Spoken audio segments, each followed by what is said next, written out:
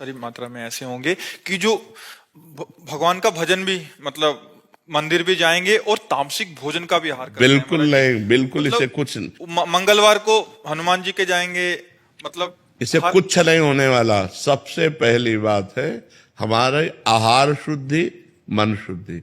देहाती भाषा में कहते हैं जैसा खाओ अन्न वैसा बने मन।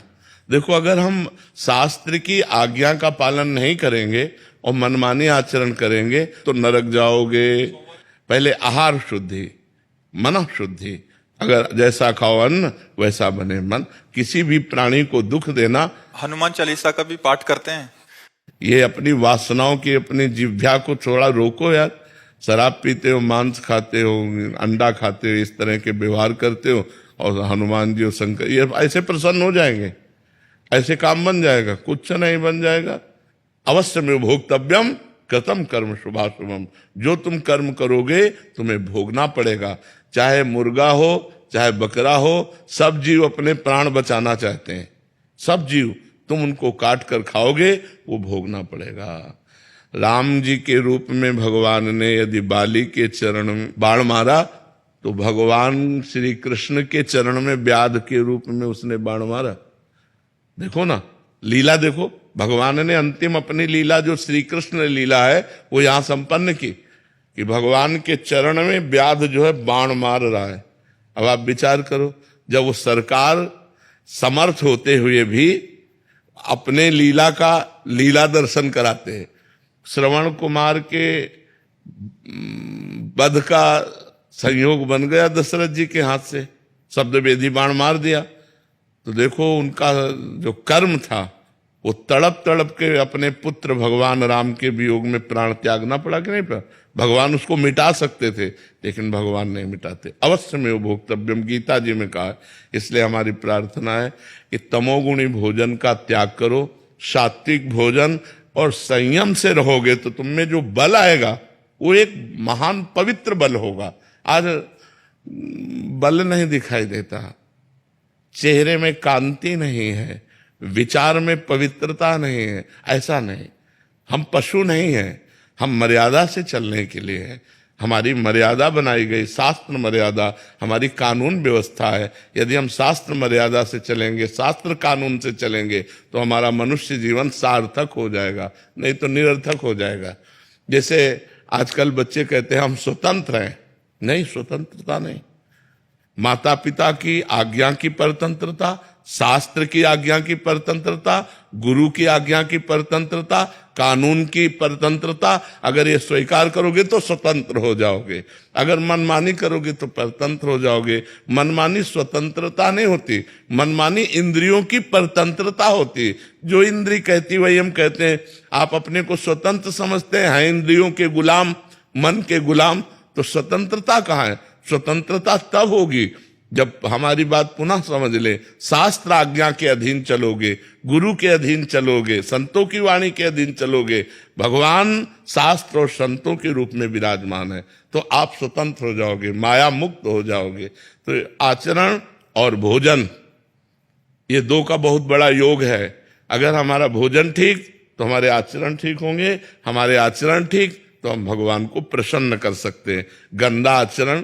अभी कल परसों एक प्रश्न आया था कि गांव देहात में महाराज जी क्या है कि छोटे छोटे देवी जी के मंदिर हैं और गांव में किसी के घर में बच्चा हो रहा है या शादी हो रही है तो महाराज जी बकरा लेके और फिर उसका वो करते हैं, बलि देते हैं। फिर महाराज जी फिर पूरे गांव वाले आते हैं, फिर पूरा मांस वो करते हैं। मंदिर भी जा रहे हैं महाराज जी, देवी की आराधना भी कर रहे हैं। ये सब भोजन, ये आसुरी वृत्ति है, इससे भगवत प्रसन्नता नहीं होती।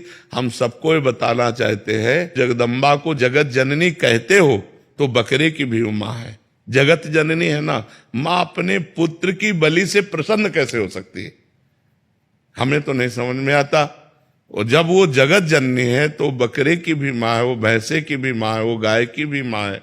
वो माँ जो जगत माता है वो अपने पुत्रों की बलि से प्रसन्न कैसे हो सकती है? अगर वो प्रसन्न होती तो तुम्हारा मंगल हो जाता। किसका मंगल हुआ बकरे की बलि चढ़ाकर? हमें बताओ। देवी अप्रसन्न हो जाएंगी अगर नहीं किया ऐसा, तो महाराज जी ये भी माने। अरे अगर वो अपने स्वरूप में आ जाए तो सबको चाट जाए उनको। वो तो महाकाली है, महाकाल स्वरूप भी है, तो वो दुष्टों का संहार करने के लिए रूप माता जी ने धारण किया, वो दुष्टों का खून पिया, जो संसार के पवित्र जीवन जीने वालों के लिए वो मृत्यु काल रूप थे, जैसे महिषासुर, शुम्भ निशुम्भ, रक्त बीज। माता जी ने इनका संहार किया। इन बकरी बकरों का थोड़ी संहार करने से माता जी प्रसन्न हो जाती है। ये तो मूर्खता है, कोरी मूर्खता है। कभी माता जी प्रसन्न नहीं होती। हमें लगता है कभी ऐसे कार्य नहीं करने चाहिए और ये सोचो कि माँ प्रसन्न हो जाएंगी, मुझे ऐसा नहीं लगता। माँ ऐसे नहीं, कुपुत्रो जायते क्वचिदपि कुमाता न भवति। माता जी तो तब प्रसन्न होंगी जब सब पर दया करने लगो, सबको सुख पहुंचाओ, नाम जप करो, अच्छे आचरण करो, तो जगदम्बा प्रसन्न हो जाएगी। अगर फिर से उनको प्रसन्न करना है महाराज जी, और ये प्रथा चली है, और जैसे किसी के घर में पुत्र देखो शास्त्र में विधान है, नारियल की बलि, नींबू की बलि, इनकी बलि सात्विक बलि दे। आप कच्चा नारियल की बलि दे सकते हैं, तो ये भी बलि तो मानी जाती है। ये सब मनमानी आचरण है, इससे देवी प्रसन्न नहीं होती है। और देवी को रक्त चाहिए तो चराचर जीवों के हृदय में देवी विराज। देवी प्रपन्नार्थ हरे प्रसीद प्रसीद मातर जगतोखिलस्य प्रसीद विश्वेश्वरी पाहि विश्वम त्वमीश्वरी देवी चराचरस्य। त्वमीश्वरी देवी चराचर से, वो चर अचर की ईश्वरी है। उनको किसी के खून की जरूरत है, माँ को किसी की खून की जरूरत है। अरे माँ तो अपने खून को दूध बनाकर अपने बच्चों का पालन करती है। माँ शब्द कितना महान है, वो अपने शरीर के रक्त को दुग्ध में परिवर्तित करके अपने बेटे का पालन करती है। वो दूसरों का रक्तपान कैसे कर सकती है?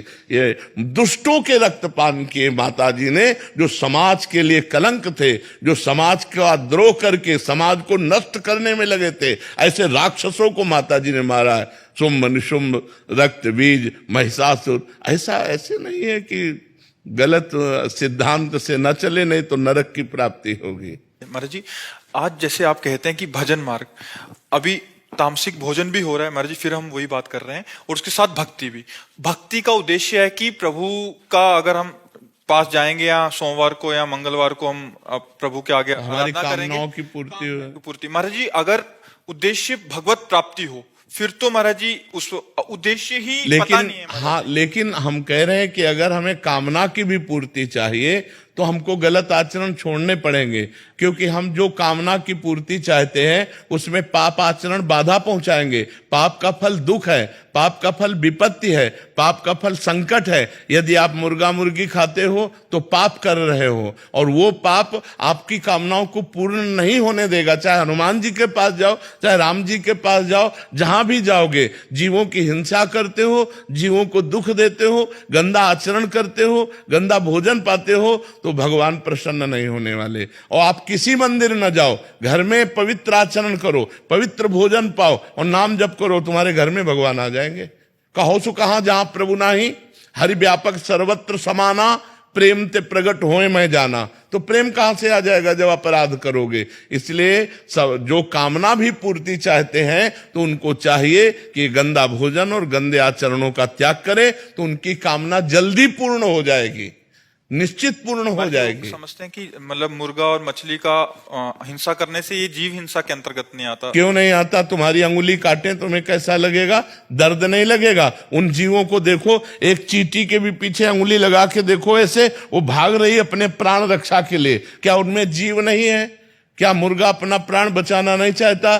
क्या पशु पक्षी प्राण बचाना नहीं चाहते? और जिनको ये है कि अगर हम खाएंगे नहीं तो सृष्टि बढ़ जाएगी, तो तुम अपने बैलेंस की चिंता करो। तुम्हारा बैलेंस जब परमात्मा बनाएगा तो तुम्हारे होश उड़ जाएंगे।